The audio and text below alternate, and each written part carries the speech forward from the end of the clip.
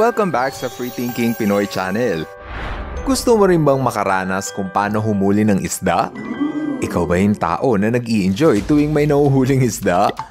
Kung ayaw mong mamingwit, pwede kang gumamit ng buslo para makasambot ng pang-ulam sa ilog.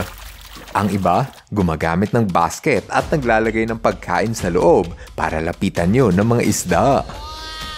Ang iba naman, nag-aabang sa tulay ng creek para manghuli ng isda na tumatawid sa ilalim. Meron din namang napakaswerteng tao na kapag nilagay niya ang basket sa tubig, ang isda na mismo ang kusang lumalapit. Ilan lang ito sa mga simple at ligtas na paraan ng panguhuli ng isda. Sa kasamaang palad, may mga taong mapang-abuso at pilit na sisirain ang kapaligiran para lang makakuha ng sandamakmak na biyaya. Ang tinutukoy ko ay yung paggamit ng mga iligal na paraan upang makahuli ng isda. Ang halimbawa nito ay ang blast fishing. Maaaring mas kilala mo ito sa tawag na dynamite fishing. Inihahagis nila ang dinamita sa bahay ng mga isda at kapag sumabog, isa-isang magsisilutangan ang mga namatay na isda na tinamaan ng pasabog. Walang kahirap-hirap dahil pupulutin na lamang nila ang mga namatay na isda. Gayunpaman, mahalagang malaman mo na ang blast o dynamite fishing ay ilegal at pinagbabawal ng ating batas. Sinisira kasi nito ang ating karagatan. Mga kapuso, meron po tayong malungkot na balita. Nasira na raw ang malaking bahagi ng coral reefs o bahura sa ating bansa. At dahil yan sa paggamit ng pampasabog sa pangingisda, yung tinatawag na blast fishing. Ayon sa World Wildlife Fund o WWF, malaking bahagi ng coral reefs ng Pilipinas ang nasisira dahil sa blast fishing at iba pang iligal na uri ng pangingisda. Sa datos ng Bureau of Fisheries and Aquatic Resources o BFAR, 4% na lamang ng tinatayang 26,000 hectares ng coral reef sa bansa ang nasa excellent kondisyon. Masama sa ating dagat ang blast fishing dahil pati ang maliliit na isda at yung ibang uri ng hayop na hindi kinakain ay nadadamay sa pagsabog. Pati ang coral reefs na tahanan ng mga isda ay napipinsala. Kaya kung may makita kayong nangingisda na gumagamit ng dinamita, i-report nyo ito sa Coast Guard at sa mga tagapagbantay ng karagatan. Sa ganong paraan, mapipigilan ang kanilang masamang gawain. Ang isa pang mapaminsalang paraan ng pangingisda at ipinagbabawal ng ating batas ay ang cyanide fishing. Ito yung pagpapakalat ng laso na tinatawag na cyanide sa sahig ng karagatan para mamatay ang isda. Sobrang nakakalason ang kemikal na cyanide dahil lahat ng isda na makakalanghap nito ay agad na namamatay. Maraming mangingisda ang nahihikayat na gumamit nito dahil pupulutin na lang nila ang mga namatay na isda. Delikado ito dahil hindi lang isda ang namamatay sa cyanide fishing. Pati kasi ang bahura o coral reefs na tahanan ng mga isda ay unti-unti ring namamatay sa pagkalason. Matatandaan na noong nakaraang taon lang, ibinalita ang paggamit ng China ng cyanide fishing sa dagat ng Baho de Masinloc. Pinagsusumite ng ulat ng National Security Council ang BIFAR na nagkakasa ng cyanide fishing ang ilang Chino at Vietnamese sa Baho de Masinloc. Nagsumbong yung ating mga mangingisdang Pilipino sa Baho de Masinloc na gumagamit di umano ng cyanide ang Chinese fisherman dyan para mangisda and also para sirain yung coral environment, no? Yung marine environment para hindi na mapakinabangan ng mga Pilipino. Ipinagbabawal ng ating bansa ang paggamit ng kemikal na cyanide dahil pwede ring malason ang sinumang tao na kakain sa isda na namatay rito. Kaya dapat, huwag nating hahayaan na gumamit ang mga mangingisda ng cyanide dahil malay mo, ikaw ang makakain ng isda na hinuli sa ganitong paraan at baka malason ka sa kinain mong isda. Mukhang hindi ata marunong makontento ang mga Pilipino at nakaisip pa sila ng ibang paraan para sirain ang karagatan. Ang tinutukoy ko ay ang mapaminsalang paraan ng Muro-Ami. Kontrobersyalang paraan ng Muro-Ami kaya't ginawan pa ito ng pelikula noong taong 1999. Para makahuli ng isda, sabay-sabay na lulusong sa tubig ang mga mangangahig para ayusin ang lambat. Habang nasa ilalim sila ng tubig, kailangan nilang bulabugin ang mga isda mula sa sahig ng karagatan para lumabas ito at pumasok sa kanilang lambat. Kung minsan, gumagamit pa sila ng nakataling bato para ipukpok sa mga bahura upang sirain ito at piliting lumabas ang mga isda. Mapaminsala ang paraan ng Muroami dahil kailangan nilang sirain ang bahura na tirahan ng mga isda.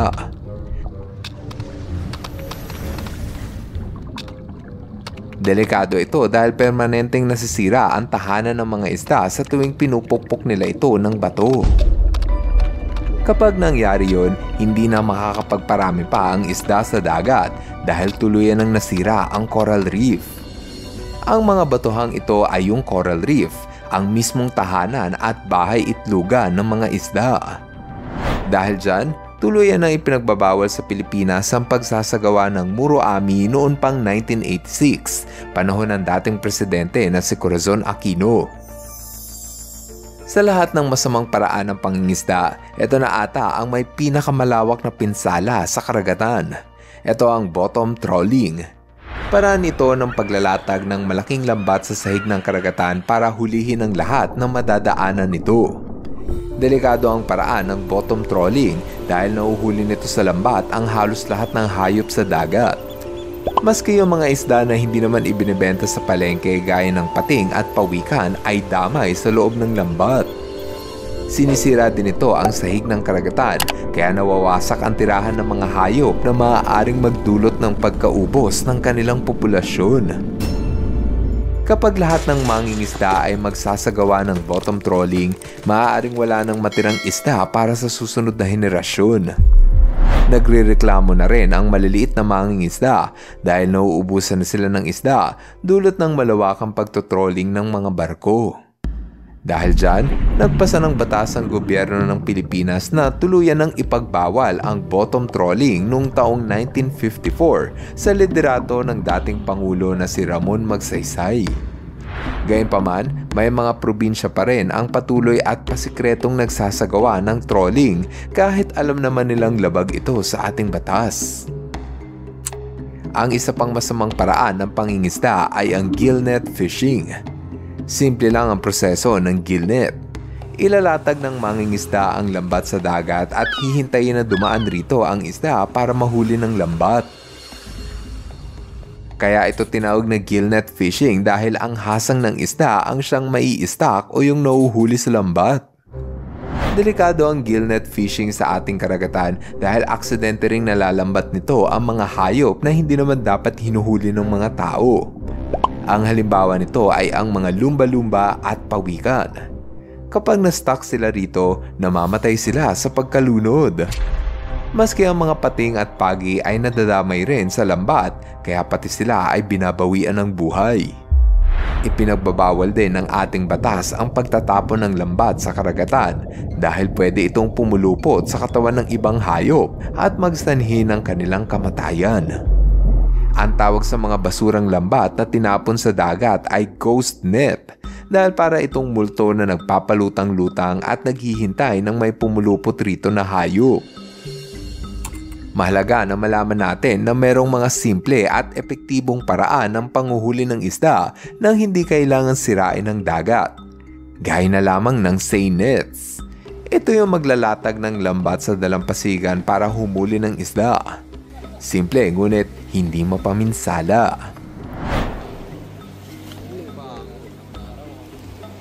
Sa ibang lugar gaya ng Belgium, gumagamit sila ng kabayo sa paglalatag ng lambat. Ang tawag rito, horseback trawling. Ipinahihila nila sa kabayo ang mabigat na lambat para dalhin sa malayo. Maganda ito para sa kalikasan dahil hindi na sila nangangailangan pa ng makinarya na nagdudulot ng polusyon sa dagat. Dito naman sa Alaska, gumagamit sila ng tradisyonal na paraan sa panguhuli ng salmon. Ito ang tinatawag na fish wells. Umiikot ito ng may malaking pangsalo para sambutin ang mapapadaan na isda. Pasalungat ang ikot ng fish wells kontra sa daloy ng ilog dahil pasalungat rin ang langoy ng mga salmon na tumatawid paakyat ng bundok. Ang fish wells ang isa lamang sa napakaraming paraan ng ligtas at epektibong pangingisda nang hindi sinisira ang likas na yaman. Naalala ko tuloy yung napanood ko sa interview kay Cara David kung paano alagaan ng tribo ng Mangyan ang kanilang kalikasan. The Mangyan people really taught me a lot about life. Una kong natutuhan sa kanila yung kumuha lang ng sapat para sa araw, para naman yung ibang mga kasama natin ay makakain din. Alam ko na nanghuhuli kami ng isda sa sa ilog. Tapos sabi ko, alam mo kuya, kumuha kaya tayo ng malaking net para makakuha tayo ng maraming isda. Para po bukas wala na tayong hindi tayo magugutom. Tapos tawa sila ng tawa. Sabi nila, bakit po tayo kukuha ng marami? Hindi naman po ako, mabubusog na po ako sa isa lang. Tapos sabi ko, sayang po daming isda, kunin natin lahat. Tapos sabi niya, bukas naman po nandyan pa rin naman po yung mga isda. Tama din naman. Ibibigay naman po yan ng Panginoon. Totoo naman. Bukas. Pero pag kinuha po natin lahat ngayon, baka po bukas hindi na tayo bigyan ng ilog. Dahil naging sakim tayo doon. Ayon sa mga tribong Mangyan, kuhanin lang daw natin ang kailangan natin sa isang araw at huwag tayong kukuha ng sobra. Dahil kapag naging sakim at ganid tayo, sigurado nga abusuhin at uubusin natin ang biyaya ng karagatan. Alam mo kung sino ang magdudusa kapag naubos ang mga isda? Siyempre, tayo lang din ang mananagot dahil baka mawala na tayo ng huhulihing isda kung tuluyan ng nasira ang ating karagatan. Kaya kung may makita kayong gumagamit ng pinagbabawal ng teknik gaya ng dynamite fishing, cyanide fishing at bottom trawling, ipagbigay alam ito sa kinauukulan kaya ng Coast Guard, pulis at mga opisyal ng barangay. Dahil naniniwala ako na trabaho nating lahat ang alagaan ang ating mundo. Oo nga pala, kung marami kang natutunan sa ating kwentuhan, sana ipindutin nyo ang like button para mas i-recommend pa ni YouTube ang FTP channel sa iba pang viewers na mahilig sa hayop. Ngayon, andito na tayo sa ating shoutout portion. Hello kay Allen Crisostomo.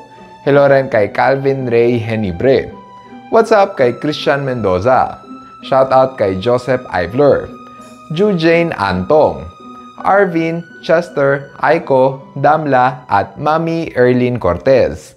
At kay Joseph Jazz at sa buong pamilya ng Abo Bakar. Maraming salamat sa inyong panonood. Now, see you guys in our next video. Bye-bye! Hello mga ka-FTP! Ako si Nomer at nagpapasalamat sa inyong panonood. Kung nagustuhan nyo ang video ito, subscribe na sa FTP channel. Don't forget to hit the subscribe button para updated ka sa mga bagong videos. Paalam!